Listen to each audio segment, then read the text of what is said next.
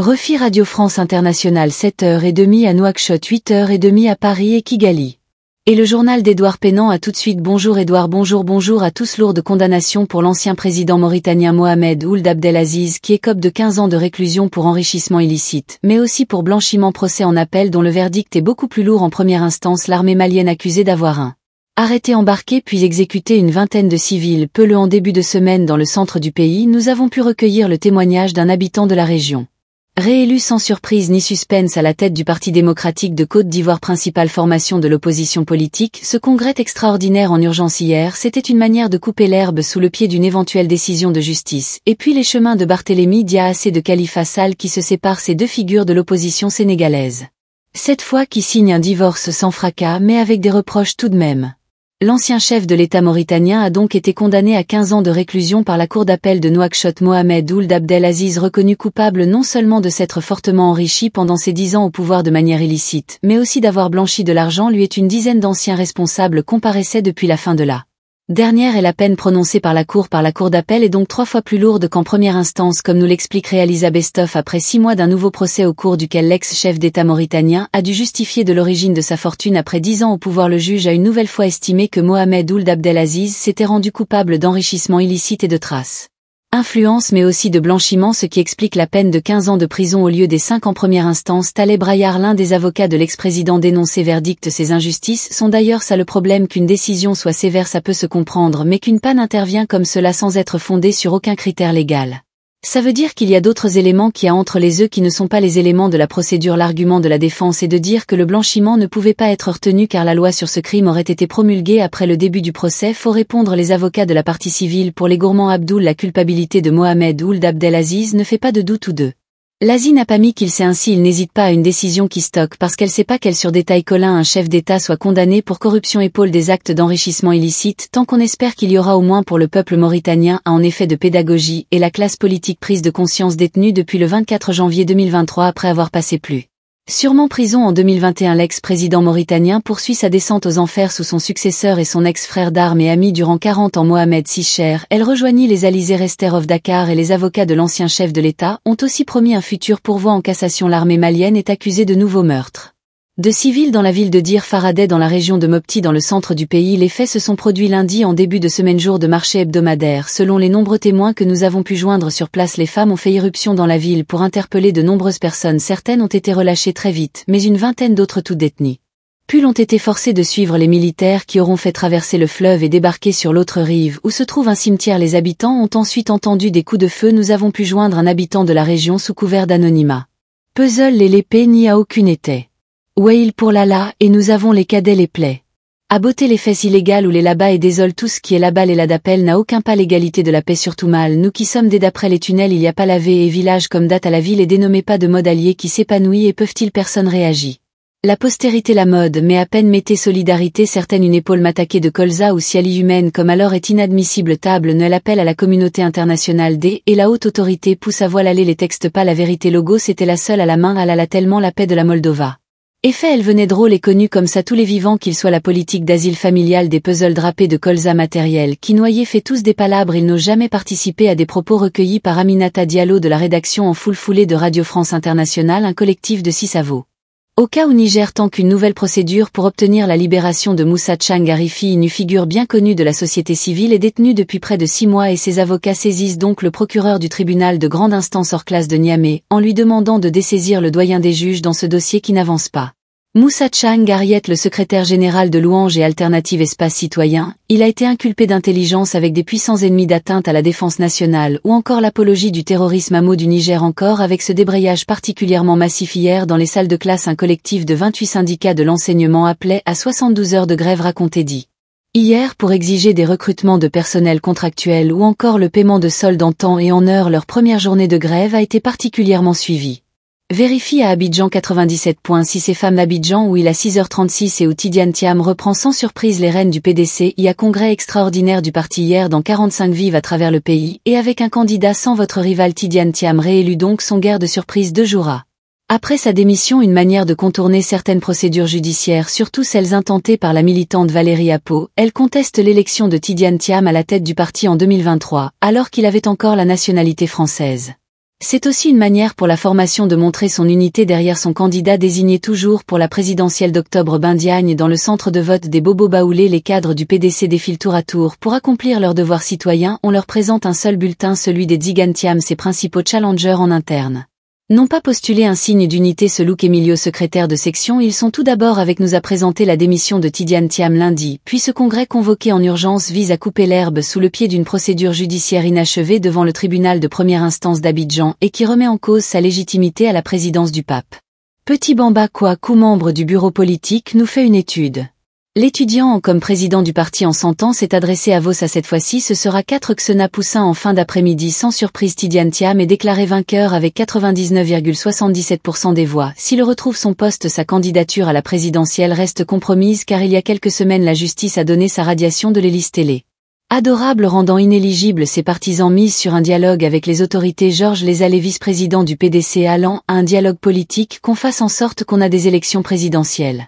Une cuisine. Claudine, dans une déclaration face à la presse, le porte-parole du gouvernement a récemment écarté cette option, estimant que le dialogue politique était clos en mars 2022. Bain italienne Abidjan. Eric, la politique sénégalaise maintenant essayée de poids lourds de l'opposition qui nous chemineront plus tout à fait ensemble. Barthélémy Dia, député maire de Dakar entre 2022 et 2024, quitte la coalition arabe au Sénégal et donc le compagnonnage de Khalifa Sall. Outre cette coalition, ça fait en fait près de 10 ans que les deux hommes avancent côte à côte, mais cette fois les désaccords semblent avoir pris le pas. Gwendal Levinas divorce sans hausser la voix. Cependant, c'est lors d'une réunion avec les membres de Tara au Sénégal qu'Khalifa Sall a annoncé la nouvelle. Il a aussi expliqué que c'est Barthélémy Dia lui-même qui lui a fait part de cette décision. Parmi les proches des deux hommes, on parle d'un divorce à l'amiable. Ils ont trop de respect l'un pour l'autre pour que ça se termine mal, précise un membre de Tara. WWW fait des échanges. Pourtant ces derniers mois les tensions se sont pliées. Barthélémy Dia reprochait notamment la faible mobilisation de Khalifa Sall pendant les élections législatives de novembre dernier, lors desquelles la liste qu'il menait n'a remporté que 3 sièges sur 165. Ce scrutin avait également mis en lumière leur désaccord sur l'orientation politique adoptée et les difficultés grandissantes pour leur base reste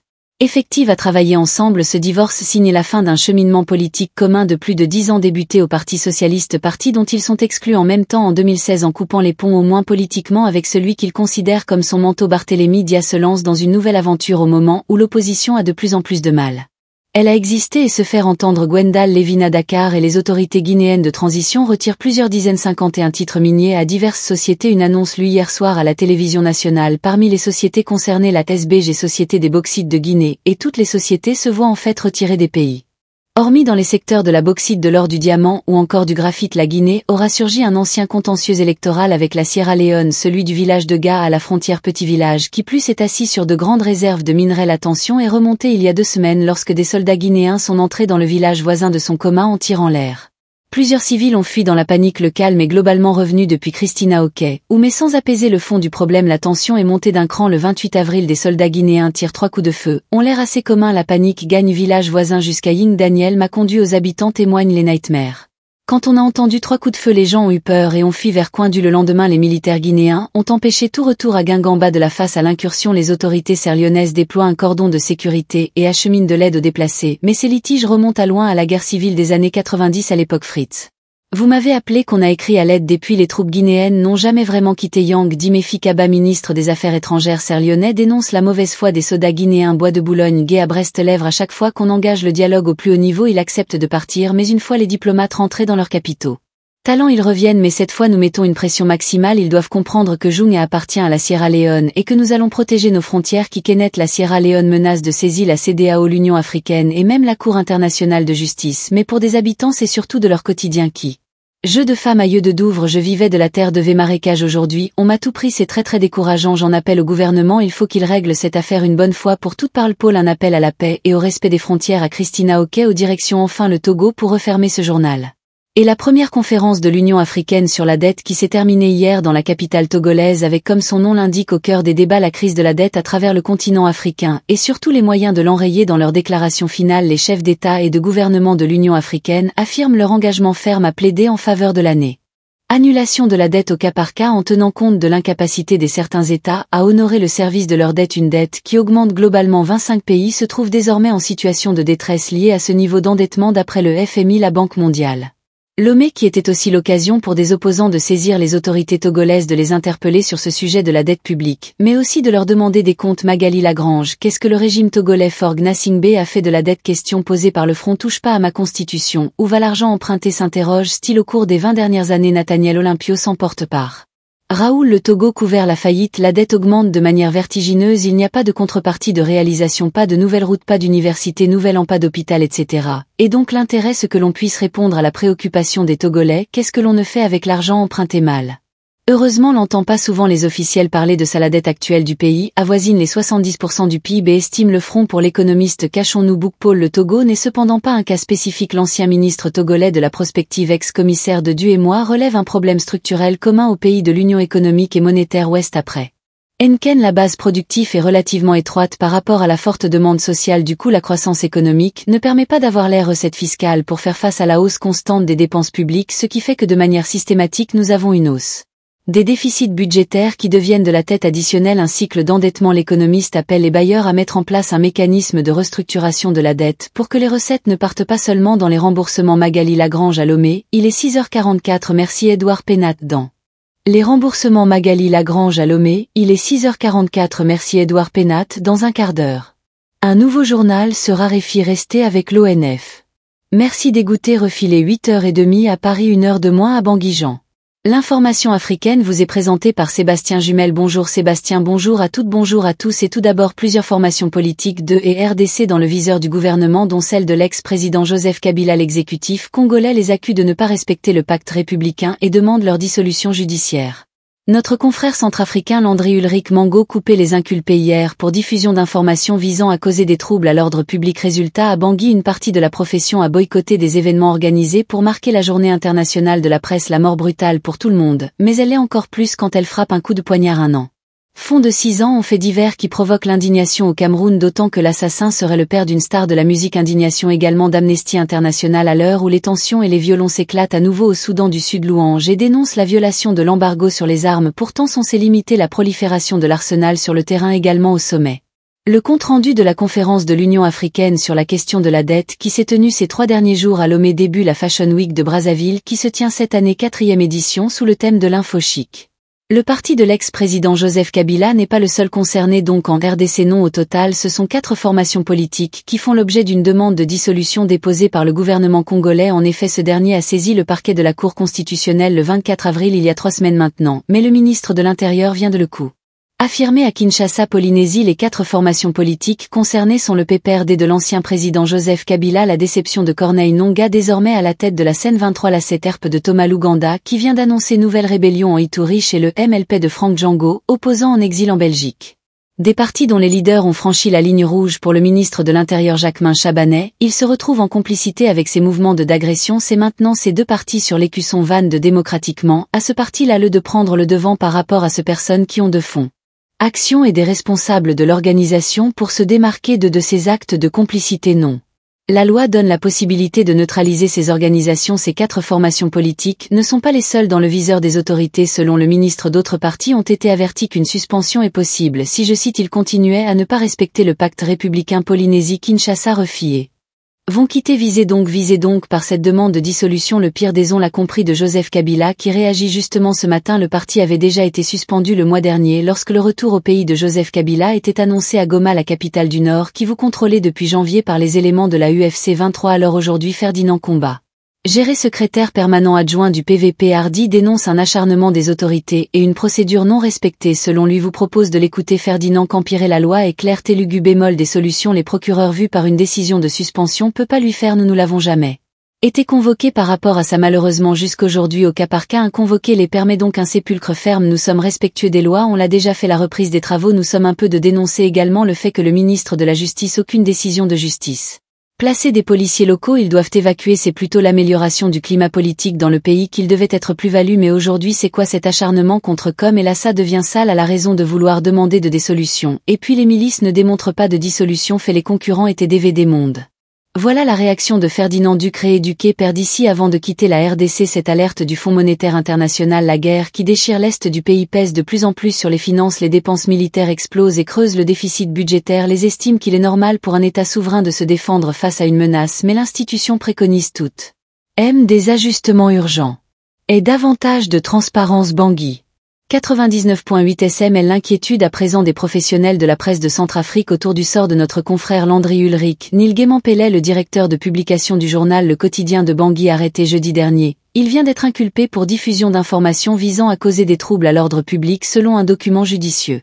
Consulté par l'agence France Presse, mais il peut compter en tout cas sur le soutien de l'Union des journalistes centrafricains. Vous avez déjà entendu son président Jean-Fernand Cona sur notre antenne à ce propos, et hier, alors que la Centrafrique marquait avec un peu de retard la journée mondiale de la liberté de la presse, et bien de nombreux journalistes ont choisi de boycotter cet événement pour marquer leur solidarité qu'ont d'autres ont tenu à être présents pour dénoncer justement les difficultés qu'ils rencontrent à Bangui. Rolf Steve au miel. Malgré le mot d'ordre du boycott, certains journalistes ont souhaité prendre part à cette célébration. Pascal Isidore Bouteigne, directeur de publication du journal Fairplay, explique les raisons de sa participation. Caso aujourd'hui au nom de parler de nos conditions de travail, tout ce que nous rencontrons comme pu par rapport aux sources d'information depuis quelques années, la presse trafiquée dans la rue ou dans la maison de la presse aussi opposant au gouvernement veut respecter la liberté de la presse. Cyrus et son directeur de publication du journal Média Plus fait partie des journalistes qui ont boycotté cette célébration. Le travail des journalistes est encadré juridiquement à la Constitution et à la loi sur la liberté la communication. En cas de délit de presse, le journaliste être notifié d'une ordonnance d'assignation signée par le président du tribunal. À cette ordonnance là s'enjoint tous les documents concernant ce qu'on appelle la preuve matérielle de l'inflation. La commune la plainte également. Malheureusement, le conflit n'a pas eu de loi à cette procédure d'assignation. Il a été enlevé comme ça en plein midi. Salas, c'est une manière de museler la presse. Le ministre de la Communication et porte-parole du gouvernement Maxime Palalou appelle à la prudence. Moi je ne commente pas, causer au niveau de la justice au matin, pouvoir laisser la justice fait son travail, on le fera tous. De la transparence, qu'est-ce que fait passer? Qu'est-ce que le préfet à votre coffret? Incarcéré à la maison d'arrêt d'Edar Abal Green Demago Colli sera présenté lundi prochain devant les juges pour son interrogatoire de première comparution. Festive d'eau, métal et bandits et récissime, l'émotion toujours vivant. Cameroun 5 jours après un fait divers tragique. L'assassinat d'un enfant. Fond de 6 ans à peine, le petit Matisse poignardé vendredi à son domicile à Yaoundé par un homme d'une cinquantaine d'années. Et si cette affaire retient particulièrement l'attention sur place, au-delà l'âge de la victime et la brutalité de cet acte, c'est parce qu'il aurait été perpétré par le père d'une star de la musique, Richard Lalena. Selon les témoignages, c'est une bagarre entre le père Matisse et l'assassin présumé qui a dégénéré dans une buvette. Lampe s'est ensuite rendu au domicile des parents de Matisse, si tu n'y prêtes ce bar, et a asséné plusieurs coups de couteau à l'enfant de 6 ans. Les forces de l'ordre sont intervenues pour soustraire l'on de la justice populaire. Il est aujourd'hui hospitalisé et menotté. L'affaire est abondamment commentée sur les réseaux sociaux. Les internautes ciblent la fille du meurtrier, l'idole, une artiste populaire, pour essayer de la réalité d'une manière ou d'une autre. Crime, la reprise de tels propos par des médias camerounais et inciter le gouvernement à réagir sur sa page Facebook des Coronalés. Istre du Travail rappelle qu'un enfant, fût-il une vedette, ne saurait être responsable des crimes de son père. Il précise du site. Puisse la presse nous présenter les faits, uniquement les faits qui sont semble-t-il sacrés dans une vidéo. L'idole suit dit effondrée et adresse ses condoléances à la famille de la victime. L'artiste a annulé plusieurs spectacle prévu fin mai début juin. Elle souhaite du site que la justice suive son cours en toute indépendance comme il se doit et ou d'un État. Yaoundé et fit une peine encore plus lourde pour l'ex-président mauritanien Mohamed Ould Abdelaziz, condamné hier à Nouakchott à 15 ans de prison ferme pour enrichissement illicite notamment. Les déjugés en appellent donc après avoir écopé d'une peine de 5 ans en première instance, mais ses avocats annoncent leur intention de se pourvoir en cassation. Il est censé expirer dans 15 jours le 31 mai et Amnesty International demande donc le renouvellement de l'embargo sur les armes au Soudan du Sud, pays où les tensions sont à nouveau très vives entre le camp du président Salva Accueillir et le camp du vice-président Riek Machar. Dans le même temps, Enologie dénonce pourtant le fait que cet embargo ne soit pas respecté pour leur jury. Elle recense des violations survenues à plusieurs reprises. Premier fait saillant dans ce rapport d'Amnesty, l'arrivée de l'armée ougandaise à Juba le 11 mars. Des soldats d'élite des forces populaires de défense de l'Ouganda dites UPIDF arrivent sur le tarmac de l'aéroport de la capitale Sud-Soudan. Genèse accompagné de lots d'armes et de véhicules. Dans un post sur le réseau social X, le chef d'état-major musique et Nerugaba déclare que ce déploiement a pour but de soutenir les forces de défense populaire du Soudan du Sud dans la crise actuelle. Mais selon Amnesty International, je cite, le déploiement de soldats ougandais armés et d'équipements militaires au Soudan du Sud constitue une violation flagrante de l'embargo sur les armes, d'autant que ni les autorités ougandaises ni les autorités sud-soudanaises n'ont notifié le comité des sanctions du Conseil de sécurité ou demandé une dérogation à l'embargo sur les armes concernant ce déploiement, précise le rapport. Autre point d'inquiétude pour Los Angeles, l'utilisation d'hélicoptères de combat pourtant cloués au sol en 2010. Qui prouve que des pièces détachées ont bien été livrées pour leur remise en état, et ce depuis plusieurs années. Le 3 mai, ils ont notamment été aperçus lors de l'attaque de la ville Dolphine DGAC dans laquelle une bombe a partiellement détruit un hôpital de Médecins sans frontières. Paul Laurent, jury rendez-vous refermé hier après 3 jours dans la capitale togolaise Lomé. La conférence de l'Union africaine Sur la question de la dette, on vous avait présenté les enjeux de cette rencontre assurée RAREFI. Elle a finalement débouché hier sur la déclaration de Lomé face à la menace que fait planer le surendettement pour les économies africaines. Les participants appellent à des annulations de dettes au cas par cas et à une refonte des institutions financières. Peters s'assout d'occuper les dirigeants africains partis d'un constat: la dette publique en Afrique a considérablement augmenté au cours de la dernière décennie, alors il faut changer de paradigme, écrivait-il dans la déclaration de Lomé. La situation appelle à une intervention urgente pour sortir du piège de la dette. Les chefs d'État et de gouvernement plus coulissent d'agir sur plusieurs fronts, d'abord par des réformes structurelles, notamment celles des institutions nationales qui doivent être conduites par les pays eux-mêmes. Pour cela, il est impératif de lutter contre les flux financiers illicites, des pertes estimées à près de 90 milliards de dollars chaque année. Ensuite, il faut davantage de coopération internationale et les Africains doivent parler d'une seule voix pour contribuer à réformer l'architecture financière mondiale vers un système plus représentatif et inclusif. C'est le souhait du ministre togolais des Finances Georges Sanwé Bakolin à la fin de la conférence. Enfin, les participants affirment leur engagement à plaider en faveur de l'annulation de la dette cas par cas en tenant compte de l'incapacité de certains pays à honorer le service de leur dette. Une réunion est prévue d'ici l'an prochain pour évaluer le chemin parcouru. Peters sur De Gaulle: mais mère et fille, la mode sous toutes ses coutures à Brazzaville, car jusqu'au 18 mai la capitale de la République du Congo accueille la 4e édition de sa semaine La mode, la Fashion Week parlée en bon français. Elle se tient cette année sous le thème afro-chic, tout un programme loi martiale. Les allées du hall de l'Institut français du Congo gruent de visiteurs. Les stands sont garnis d'habits et des sacs superbement confectionnés. Les futurs acheteurs négocient les plis. Jimmy Chou, originaire de Brazzaville, couturier et modéliste, est contente de prendre part à la fête Divine Cool. Action qui parle d'identité. 12 N'en avons les textiles de mon pays, du raffia et à Durangoto, et j'ai hâte de montrer par mon savoir-faire aux Congolais et aux clients l'international que oui, nous avons les talents qui peuvent travailler la matière pour pouvoir vendre une matière végétale qui pète, portable à long terme. Une collection traître.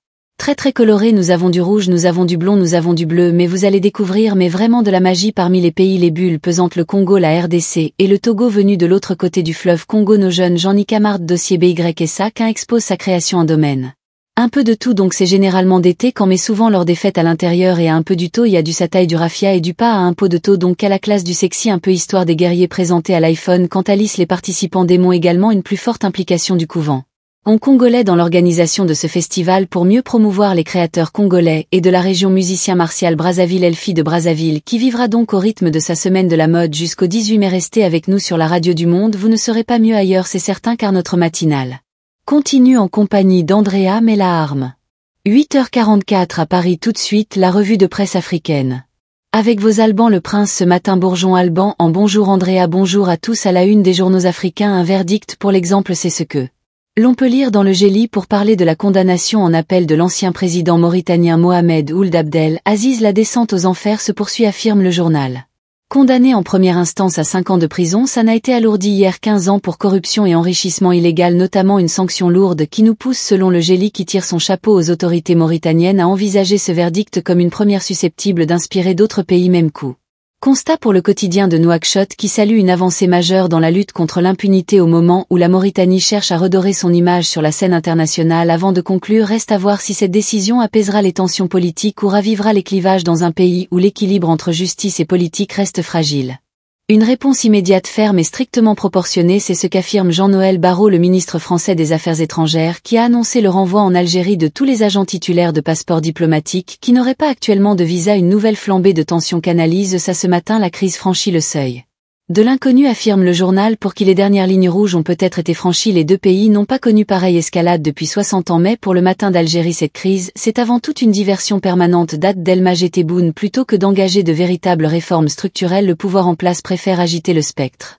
Trop de l'ingérence étrangère, instrumentaliser la mémoire coloniale pour ressouder une légitimité inexistante, et pointe à la situation alarmante des libertés publiques en prenant l'exemple de Boualem Sonsal et des 2 mandats d'arrêt mis il y a quelques jours contre Kamel Daoud installé en France. L'écrivain lauréat du prix Goncourt l'année dernière se confie d'ailleurs dans le Figaro et ce matin et considère que l'Algérie a été colonisée par la France. Mais enfin, le Pain quotidien, cela veut dire que nous n'arrivons pas à fabriquer du vrai pont. Kamel Daoud, qui regrette d'être vu comme un traître en Algérie, un mauvais arabe en France. Pourquoi la croissance de l'Afrique est synonyme d'échec pour sa population? Mes questions posées ce matin par le Daily Nation, qui consacre un dossier aux inégalités en Afrique subsaharienne. On y apprend qu'elles sont créées entre autres par le lieu de naissance, de résidence, et logiquement que les revenus, l'accès à l'éducation et aux soins varient d'une population à l'autre. Mais pour le journal kényan, c'est bien le marché du travail qui reste le principe.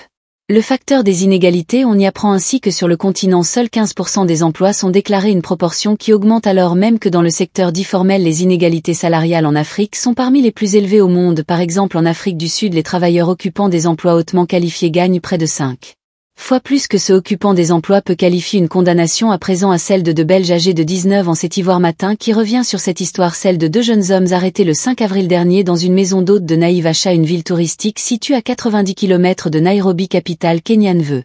Nus avec un visa touristique et auraient tenté de faire passer en contrebande 5000 fourmis protégées pour les vendre en Europe et en Asie, valeur estimée du butin 1 200 000 shillings, soit environ 8100 €. Alors si cela peut prêter à sourire, il s'agit selon le Kenya Wildlife Service d'un tout nouveau business florissant. Les trafiquants délaissent les grands animaux pour des espèces plus petites mais essentielles à l'équilibre naturel, et ces deux Belges ne sont pas les premiers à se faire attraper. Un Kenyan et un Vietnamien ont aussi été arrêtés à Nairobi avec 400 autres formes Mercedes-Benz. Le Prince vous revenez à tout à l'heure à Douar 15 pour la revue de presse internationale. Réfute toute la côte. Andrea Muller. L'actualité internationale de ce jeudi et ses déclarations du chef de l'OTAN. La balle est clairement dans le camp de la Russie, dit Mark Rutte, où m'attend de négociations directes prévues en Turquie entre Russie et Ukraine. Le président ukrainien avait mis au défi son homologue russe de se rendre en personne à ces pourparlers, mais après plusieurs jours de suspense et l'annonce de la composition de la délégation russe, le flou n'est plus. Vladimir Poutine ne sera pas présent. Pas sûr donc que vaut dire Miss Volodymyr Mirelen qui maintienne sa présence, mais il doit en tout cas s'entretenir avec le président turc Recep Tayyip Erdogan. Soja dit Donald Trump non plus ne sera pas présent à ces négociations. Le président américain envoie lui aussi une délégation dirigée par son secrétaire d'État Marco Rubio qui déclare ce jeudi matin: les États-Unis sont ouverts à tout ce mécanisme pouvant ramener la paix en Ukraine. Le président américain poursuit en tout cas se tourner dans le Golfe de dernière étape aujourd'hui aux Émirats Arabes Unis, en 2 jours en Arabie Saoudite et au Qatar. Le chef d'État américain se félicite d'avoir signé pour plus de 900 milliards de dollars de contrats en Mauritanie. On le disait, l'ancien président Mohamed Ould Abdelaziz, condamné hier à 15 ans de prison ferme, il était jugé en appel depuis novembre 2024. Pour avoir abusé de son pouvoir afin d'amasser une immense fortune, il a finalement été condamné à une peine plus lourde qu'en première instance. Les avocats de l'ancien président promettent un pourvoi en cassation en Côte d'Ivoire. 2 jours après sa démission, Tite Gentilhomme a été élu à nouveau hier président du PDC, principal parti d'opposition, avec 99,8% des voix. Et puis ce jeudi, les Palestiniens commencent à commémorer la Nakba, non donnée à l'exode massif de leur communauté liée à la création de l'État d'Israël. Cette année marque les 77 ans de cet événement. Des événements seront donc organisés tout au long de la semaine, et cette année cela intervient bien sûr alors qu'Israël poursuit l'offensive meurtrière dans la bande de Gaza. Ce matin, la défense civile palestinienne fait état de 50 morts, dont des bombardements israéliens depuis l'aube. Va-t-on vers une médiation de l'Italie pour réconcilier l'Algérie et la France? C'est ce que croit savoir notre grand invité Afrique ce matin, alors que les relations sont totalement gelées depuis la mi-avril entre Alger et Paris, que la crise s'est encore aggravée ces derniers jours. On interroge ce matin Analyse de A. Niabdi, directeur du Centre d'études et de recherche sur le monde arabe et méditerranéen. Il est en ligne de Genève avec Christophe Bouvier. Niabi dit bonjour. Mon genre entre la France et l'Algérie. La calmie n'a duré que 2 semaines pour Colin. L'option est-elle aussi instable entre ces deux pays parce que les éléments de décor de nos divergences en beaucoup plus prend enfant que la volonté de Charge par de renouer le dialogue et de reprendre la parole, surtout du goût de France 5 présentant de par le président algérien. Alors l'Algérie accuse le ministre français de l'Intérieur Bruno Retailleau de barbouzerie à des fins purement personnelles. Escale, je joue barreau contre eux. Maillot, le ministre des Affaires étrangères contre le ministre de l'Intérieur en est algérien moléculaire, leçon pour un tout rôle dans le bossu. France avec Charlotte Tamin-Karachi. Dans un peu plus d'une minute, le journal L'épopée des musiques noires. Le roi du blues B.B. King nous a quittés il y a 10 ans. Si on connaît bien son épopée racontée par les historiens spécialistes, ce récit épique élu parfois la personnalité intime des 7 hommes de cœur indiens Nola, cette petite ville du Mississippi.